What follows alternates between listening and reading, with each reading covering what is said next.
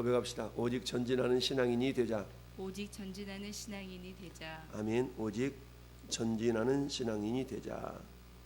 자, 다윗의 용사들이라는 소제목이 붙어 있는 오늘 본문, 이는 다윗이 통일왕국의 왕으로서 통치를 함에 있어서 그 다윗 왕국의 혁혁한 공을 세웠던 사람들의 이름이 쭉 기록되어지고 그 업적들이 설명되고 있는 것을 보게 되는데요.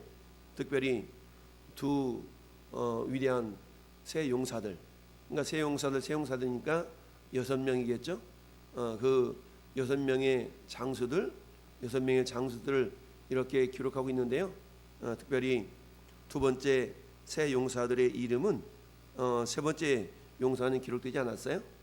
그럼에도 불구하고 오늘 특별히 8절부터 12절 사이에 나타나는 세 명의 용사, 그 세 명의 용사 이름이 잘 나타나 있고 이들의 업적이 기록되어 있는데요. 첫 번째 사람은 요셉 밧세바라고도 하고 또는 아디노라고도 한다. 근데 이 요셉 밧세바를 여러분 역대상 11장에 보면은 이 사람의 이름이 야소부암이라는 이름이거든요. 그러니까 동명이인을 이렇게 표현하고 있습니다. 어쨌든 요셉 밧세벳이라는 사람과 두 번째 용사는 엘르아살, 그리고 세 번째 용사는 삼마, 그리고 둘째 세 장수에 속하는 사람들이 이제 18절부터 뒤에 쭉 기록되어 있는데, 이 둘째 세 용사에 해당되는 사람은 요압의 동생 아비세, 그 다음에 제사장의 아들 분하야, 여호야다 제사장의 아들 분하야. 세 번째 용사 이름은 나타나지 않은데 세 용사 이렇게 표현하고 있어요. 자, 어찌하든 이렇게 드러나 있는데 오늘 말씀의 제목, 오직 전진하는 신앙인이 되자. 오직 전진하는 신앙인이 되자. 여러분, 사람은 좀 어떤 이런 저런 상황과 문제가 발생하면 그 문제와 상황을 빌미 삼아서 좀 더 느슨해지고 싶어하는 것이 인간의 본성이라 할 수가 있죠. 우리가 어제 수요 예배도 살펴보았던 것처럼 예수님의 제자로 부름받은 자들에게는 버려야 할 것들이 있고, 그리고 주님이 그 제자들을 삼으실 때는 또 보시는 성품들이 있다라는 것을 우리가 살펴보았습니다. 특별히 주님이 제자 삼으실 때 보셨던 세 가지 성품이 있었는데, 첫째는 뭐니도 순종함이다라는 얘기입니다. 순종은 순종인데 즉각적인 순종이죠. 나를 따르라 그랬더니 배와 그물을 버려두고 예수님을 쫓았다. 나를 따르라 그랬더니 마태 같은 경우는 세관에 앉아있다가 예수를 쫓았다. 이처럼 즉각적인 순종의 요소가 제자들에게는 있었다라는 거고요. 두 번째는 충성됨이 있었다. 충성됨. 충성이라는 단어는 어때요? 마음 중심에 주인된 예수님의 말씀을 이루어 드리려고 하는 그런 마음이 충성됨이다라고 말할 수 있겠죠. 세 번째는 뭐니 해도 열심이 있었다는 얘기죠. 열심의 반대말은 나태 또는 게으름이라고 표현할 수 있죠. 그러니까 성경은 열심을 품고 주를 섬겨라라는 말로 많이 표현을 하고 있는데요. 오늘 다윗의 용사들 가운데 첫 번째 세 용사에 해당되는 요셉, 밧세벳, 엘르아살, 삼마라는 이름들을 보면서 우리가 의아해할 수 있는 한 명의 이름이 기억이 되는데요. 그 이름은 누굴까요? 요압 장군이죠. 요압 장군. 여러분, 요압은 누굽니까? 요압은 다윗의 그야말로 이모, 다윗의 이모의 아들이니까 한마디로 말하면 이종 사촌이거든요. 이종 사촌이니까 어찌 보면 굉장히 다윗과 친밀한 그런 관계였음에도 불구하고 거꾸로 이 요압 장군은 어떤 그 친인척을 빌미 삼아서 굉장한 권세를 누렸던 자입니다. 그런데 그 권세를 다윗 왕국을 위하여서 사용하는 부분이 없지 않아 있었겠지만, 그러나 이 요압 장군은 그 권세를 자기의 명망을 세우는 데에 대부분 사용한 것으로 우리가 보여집니다. 그러다 보니까 성경이 다윗의 마지막 그 시대에 다윗 왕국을 위하여 충성했던 사람들의 명단에 요압 장군이 빠져 있어요. 여러분, 겉으로는 요압이 다윗 왕국에 있어서 엄청난 영향력을 행사한 것처럼 보여지고 있는데 막상 이 다윗 왕국의 그 충성했던 사람들을 마무리하는 그 시점에서는 요압 장군의 이름이 없다라는 사실이죠. 여러분, 우리 교회 공동체에서도 그럴 수가 있어요. 교회 공동체 속에서도 겉으로 드러나 보이는 사람, 혼자 일 다 하는 사람, 다 하는 것처럼 여겨지는 그런 사람들이 있을 수가 있다. 그런데 그 일을 하는 모습이 결국 주와 복음을 위한 그런 어떤 모습들이 아니라 철저하게 자기의 이름을 내세우고자 하는 그런 모습이라면 이 역시 주님 앞에 설 때에 참 잘하였도다, 착하고 충성된 종이다라고 칭찬받는 자들이 아니라 너는 나를 해롭게 하는 자로다, 너는 나를 시험에 들게 하는 자로다, 물러가라 라고 마치 예수님이 베드로를 책망했던 것처럼, 그러나 나중에 베드로는 회개하고 그야말로 예수님을 위하여서 십자가에 거꾸로 못 박혀 순교하는 순교자의 길을 걸어갔던 것이죠. 그런데 오늘 본문에 등장한 이 용사들의 특징이 뭐냐? 한마디로 말하면 오늘 말씀에 있는 것처럼 뒤로 물러서지 아니했다라는 얘기입니다. 뒤집어서 말하면 전진하는 믿음을 가진 자였다라는 얘기입니다. 먼저 요셉 바세벳이라고도 하고 에젠 사람 아디노라고도 하는 이런 사람이 누구냐? 이자는 군 지휘관의 두목이라, 그가 단번에 800명을 쳐 죽였더라. 여러분, 자, 다윗 왕국에 있어서 충성된 사람들이 많았겠지만 가장 먼저 이름이 나오고 있는 사람이 요셉 바세벳이죠.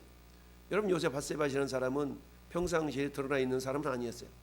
그럼에도 불구하고 가장 먼저 세 용사 가운데 한 사람으로 이렇게 기록하면서 이가 가졌던 업적은 뭐냐? 800명을 단번에 쳐 죽였다라고 기록하고 있습니다. 여러분, 한 사람이 800명을 죽일 수 있는 것은 애지간한 능력 아니면 안 되죠. 여러분, 마치 엘리야가 850명의 바알과 아세라 신을 섬기는 그런 이방 선지자들을 그야말로 물리쳐 이겼던 상황을 우리는 생각해 볼 수가 있는데요. 오늘 이 요셉 바세밧이 군 지휘관으로서 단번에 800명을 쳐 죽였다. 여러분, 800명과 싸움에서 이기기 위해서는 어떤 싸움을 싸워야 할까요? 한마디로 말하면 목숨 건 싸움이 아니면 이길 수가 없겠죠. 목숨 건 싸움, 한두 번 싸워서 질 것 같으면 뒤로 물러갔다가 다시 나가고, 이런 싸움이 아니라 한마디로 말하면 800명을 다 이기기까지 뒤로 물러서지 않는 그런 승리의 모습을 생각해 봅니다. 두 번째 장군은 엘르아살인데 그 다음은 아우아 사람 도대의 아들 엘르아살이다라는 얘기입니다. 자, 하나님의 도우심이라는 이름을 가진 이 엘르아살은 다윗과 함께한 세 용사 중에 한 사람이라. 블리스 사람들이 싸우려고 거기에 모임에 이스라엘 사람들이 물러간지라.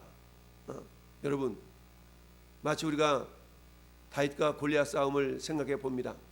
다윗은 소년으로서 그야말로 골리앗이 이스라엘과 싸우려고 이렇게 나올 때에 모든 이스라엘 군대들은 기가 죽어가지고 감히 그 누구도 골리앗과 나가 싸우려 하지 아니한 그때에, 여러분, 다윗은 너는 칼과 창과 단창으로 내게 나아오냐?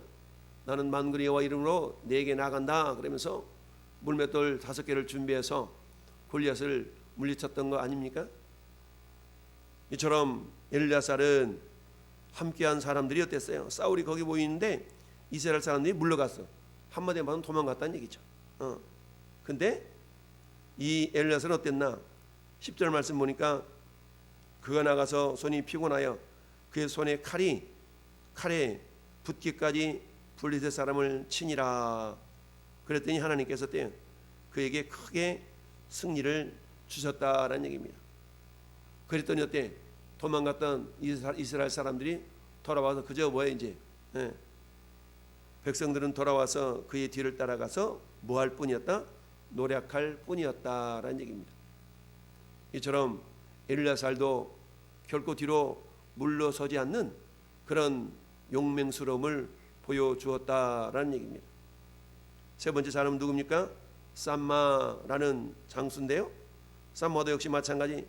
블레셋 사람들이 사기가 올라 거기 녹두나무가 가득한 한쪽 밭에 모였더니 백성들은 블레셋 사람들을 보면서 도망쳤어요.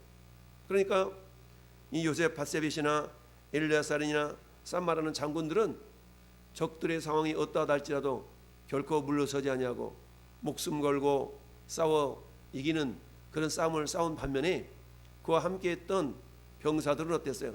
상황 보고 야 우리가 불리할 것 같다 라고 하면서 팽개쳐 도망가기가 일쑤였다라는 얘기죠. 이런 상황 가운데 이 세 명의 장군들은 어때요?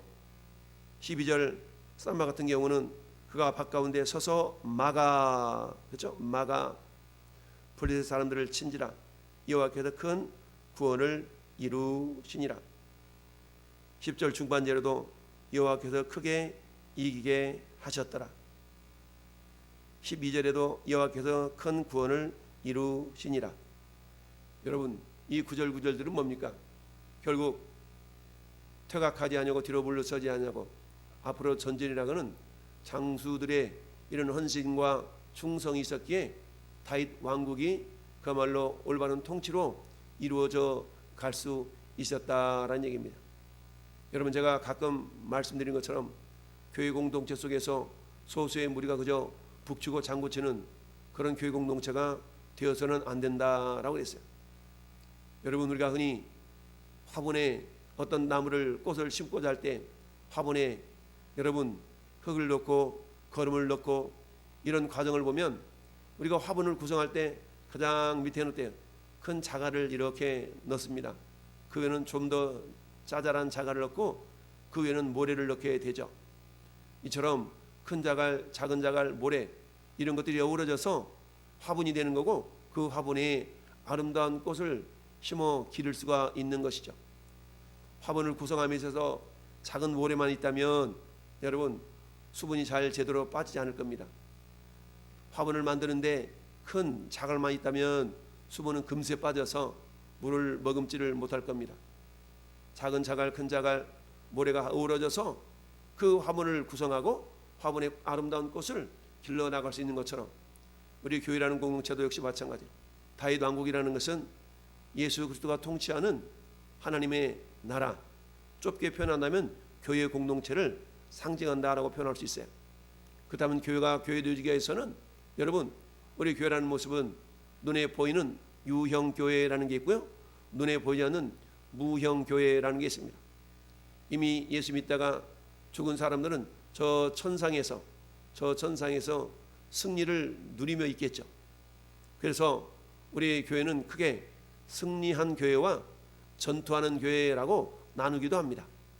지상에 있는 교회, 즉 이 땅에서 살아가는 성도인 저와 여러분들은 어떤 존재들이냐? 전투하는, 싸웠던 존재가 아니라 지금 여전히 그 싸움은 지속적이고 계속되어진다는 얘기죠. 그 싸움은 우리가 주님의 부르심을 받고 저 영원한 천국에 들어가는 그 순간까지 그 싸움은 멈춰지지 않는다라는 사실입니다. 그러면 그 싸움에서 승리하기 위해서는 어떻게 돼요? 우리가 뒤로 물러서지 않으리라 라는 결단과 각오를 가지고 싸울 때에 우리 하나님은 그 믿음을 보시고 뭐 하세요? 크게 이기게 하시니라. 큰 구원을 이루셨더라. 이처럼 하나님의 도우심은 그냥 설렁설렁 신앙생활하는데 도와주시는 하나님이 아니라 최선을 다하는 가운데 하나님이 손길도 하나님의 역사하심도 함께 하신다라는 사실을 우리가 알 수가 있습니다. 오늘 세 명의 장군이 이처럼 다윗 왕국을 승리케 하도록 성공적으로 이끌어 나갈 수 있도록 헌신했던 이들의 새 이름을 이렇게 기록함에 있어서 특징은 뭡니까? 목숨 물고 싸우되 결코 뒤로 물러서지 아니했다. 함께한 군인들은, 한때한 이스라엘 병사들은 뒤로 물러가 도망가는 그런 모습이 있었다 할지라도 이들은 끝까지, 심지어는 손에 칼이 들러붙어 가지고, 왜 그럴까요? 얼마나 꼭 잡고 싸웠던지 피가 나고 땀이 나고, 그래서 이 칼자루가 손에 들러붙을 정도까지 헌신하며 싸웠던 이들의 용맹스러움. 여러분, 한 사람의 800명을 쳐 죽인다는 것이 가능한 일입니까? 결코 생명 걸지 않는다면 이루어질 수 없는 일이었다는 얘기죠. 이런 업적이 있었기에 성경은 이 세 사람의 이름을 가장 먼저 이렇게 기록하면서 세 용사라고 이야기를 하고 있습니다. 이처럼 세 용사가 있었는데 두 번째 세 용사에 대해서 또 표현하고 있습니다. 13절 말씀 보니까 또 30두목 중 세 사람이 곡식 벨 때에 아둘람 굴에 내려가 다윗에게 나아갔는데 때에 브리스 사람의 한 무리가 르바임 골짜기에 진쳤더라. 이러면서 세 사람의 이름은 뒤 넘겨보면 이제 나오게 되거든요. 그 세 사람의 이름이 18절에 아비세, 요압의 동생이죠. 그 다음에 두 번째는 20절에 분하야, 그 다음에 세 번째 장군의 이름은 나타났지 있지는 않습니다. 자, 그러면서 이 그 다음에 이름들이 쭉 나타나고 있어요. 어쨌든 오늘 본문을 보면서 저희 여러분들이 생각해야 될 것이 무엇인가? 그것은 겉으로 드러나서 아무리 열심을 다해서 싸우고 겉으로 드러나 보이는 모습이 있다 할지라도 그 모습이 순전히 자기 자신을 위한 용맹함이요, 자기 자신을 위한 그런 눈에 보여지는 드러나는 그런 행동이라면 하나님 그 사람을 점수 매기지 아니할 수가 있다라는 얘기죠.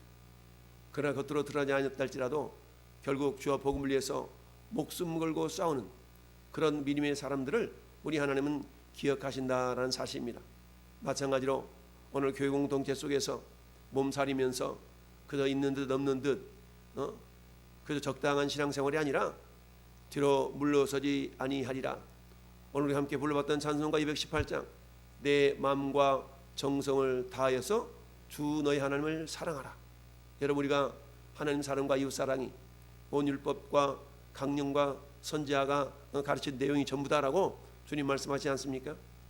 우리 마음 가운데 주를 사랑하는 그런 마음을 근거로 해서 최선을 다해서 그야말로 충성하며 헌신하며 우리 주님 앞에서는 그날에 야 네가 잘했다, 착하고 충성된 종이구나 라고 주님의 칭찬과 영광과 존귀가 우리 삶 속에 오늘 하루도 주님 앞에 드려질 수 있기를 예수님 이름으로 축원합니다. 아멘.